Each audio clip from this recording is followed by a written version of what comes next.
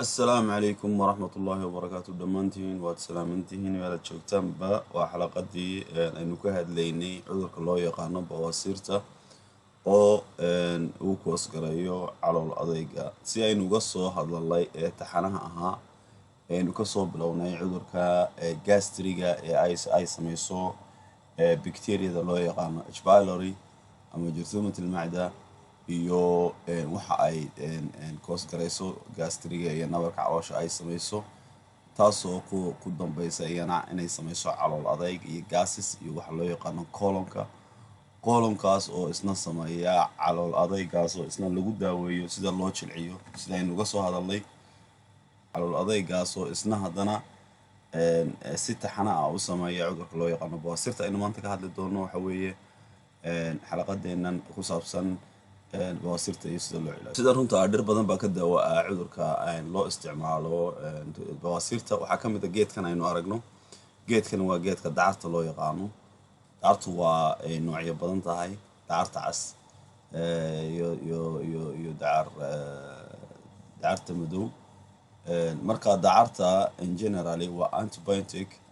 aad iyo aad u fiican waxaana loo isticmaalaa in lagu dhaqo bawaasirta dhicankeeda maalintii 3 jeer baa lagu dhaqaa bawaasirta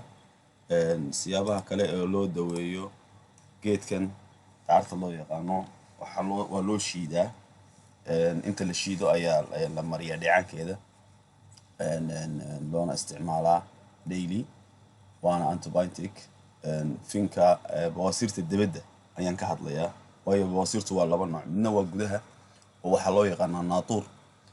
midna waa dibadda oo waa fin ama waa brooyin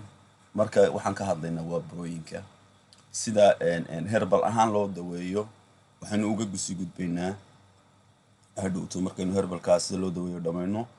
meelaha haddii ay bawaasirtu xumaato meelaha laga gubo waayo dabkana waa loo isticmaalaa bawaasirta meelaha laga gubo marka gubitaankuna waa inuu yahay gubitaan qof yaqaana meesha neerfka saameeya bawaasirta saameeya inuu yaqaano oo cilmi u leeyahay maaha iskaga dhiji dabka iska bislaysadaynu hadhow wax yar kadib aynu u dawada arki doono meelaha laga gubo bawaasirta aanay dadka inta badan aqoonin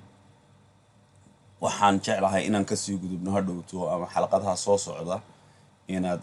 ila socotaan waayo waxaynu ka hadlaynaa qaybta gubista jidhka sida loogu daweeyo dabka jidhka iyo sida qaladka ah ee ay Soomaalidu ay u isticmaasho gubista meelaha la gubo iyo cudurrada waaweyn ee uu ka mid yahay cudurka loo yaqaano stroke ama jaltada ama cudurka loo yaqaano shilalka ama af Ingiriisiga loo yaqaano paralysis ama qalad af Soomaaliga qof baa laga yaabaa inuu dhinac qalalo ama gacan shaqayn weydo ama marka meelaha mucayanka ah ee dab ahaan loogu daweeyo herbalka markaynu ka gudubno ayaynu ka hadli doonaa xalqada dambe hadeertana waxaan sii wadanaynaa cilaajkii bawaasirta aynu wadnay geedka dacarta loo yaqaano geed kale ayaa jira geedka malmalka loo yaqaano isagana waa lagu meydhaa bawaasirta 3 waqti ama isdhaaf marna malmalka lagu meydhaa marna wax lagu meydhaa geedkan dacarta aynu hadda soo aragnay malabka iyo malmalka iyo dacarta inta la isku qaso oo la isku milo oo biyo yar lagu daro iyagoo wada socda malabka iyo malmalka iyo dacarta oo la isku qasay waxaa jirta wax dhirta marka la isku daro inay maadad cusub soo baxdo oo af carabiga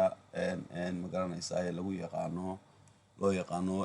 maadad cusub oo loo yaqaano maadad effect garaysa ama saamaysa cudurka si wada jirna u cilaajta af carabiga wax la yiraahdo marka ta'thiir التعاوني للمادة أي lagu yiraahdo af carabiga marka 3 maadadood la isku daray malabka iyo maxay ahayd malmalka iyo dacarta marka la isku daro waxaa lagu maydhaa saddexda waqti ayaa lagu maydhaa bawaasiirta dibadda ah. saytuunka ama saliidana waa loo isticmaalaa iyada laftigeeda in lagu cilaajo saytuunta marka loo raaciyo saddexdooba la isku daro. haddii qofku uu jecel yahay waxaa la isku darayaa saytuunta iyo dacarta, malabka iyo haddii ilaahay ku roon yahay malmalka, waa la isku milayaa waana la marinayaa bawaasiirta. okay, waxaanu uga sii gudbaynaa markaa qaybta gubista. hadda ka hor baynu ka wada hadalnay cagta hoosteeda, dhulka ay ku yaalaan uur ku jirta qofka, beerka oo halkaas ah cagta hoosteeda waad aragtaan uur ku jirta waataa. halka aynu ka hadlayno ama qoolonka ama qabsinka waa halkaa weeye, halkaas kusoo dhammaadaa insha allahu tacaala. si fiican baynu uga baaradegaynaa insha allah, halkaas ugu soo dhammaadaa. marka meelaha laga gubo marka bawaasiirta dhabarka eeg, halkaa looxa katifku halkuu ku dhammaado, halka uu ku dhammaado dacalka ku hayo, halkaa ayaa lagaga dhejiyaa dabka. labadaa meelood ayaa lagaga dhejiyaa dabka. waana dhegistu waa gubistu maaha in lagu bisleeyo, waa dacalkeeda irbadda ama geedka waxaa loo yaqaano irbad yaan odhanaya, waxaa loo yaqaanaa waxaa lagu gubaa maxaadhka, geed bahalka loo yaqaano maxaadhka dabadiisa ayaa jac lagu siinayaa, waa la taabsiinayaa, dhac waa lagu siinaya, waa la taabsiinaya. maaha in lagu bisleeyo qofka. waxaa laga yaabaa waa markii ugu horreysay ee laga hadlo dhulka halka, iyadana halkaasaa lagu dhejiyaa dabka oo magaranaysa faryaradaas halka ay ku dhammaato iyo fartaas halka u dhexdooda halkaasaa laga gubaa bawaasiirta. waxaa kaloo jirta halkaa in lagaga dhejiyo eeg, halka canqowga ee ka hoostiisa 4 farood baad saaraysaa. halkaa 4 farood halka ay ku dhammaato fartaadu, 4taada farood halka ay ku dhammaanaan dusheeda ayaa lagu dhejinaya. waa halkaa iyo halkaa iyo halkaa iyo halkaa. eeg, waa dab yar maaha dab bislayna. marka meel kasta waxaa jirta laga gubo cudurrada qaar ka mida. marka halkaa waxaynu kusoo dhammaynaynaa halkii aynu ka hadlaynay ee ahayd bawaasiirta. ilaahay haynagu anfaco insha allahu tacaala. wasalaamu calaykum waraxmatullaahi wabarakaatu. xalqadda dambe waxaynu ka hadlaynaa dhulka laga gubo cudurka loo yaqaano strooga ama qalalka ama baralaiska ama sheelka af carabiga loo yaqaano. insha allahu tacaala waad igala soo xidhiidhaysaan qanadkana sii sheergareeya insha allah. ilaahay haynagu anfaco. waxyaabo badan oo manaafacaad leh ayaynu ka hadlaynaa insha allahu tacaala. aad iyo aad baad mahadsantiin. wasalaamu calaykum waraxmatullaahi wabarakaatu.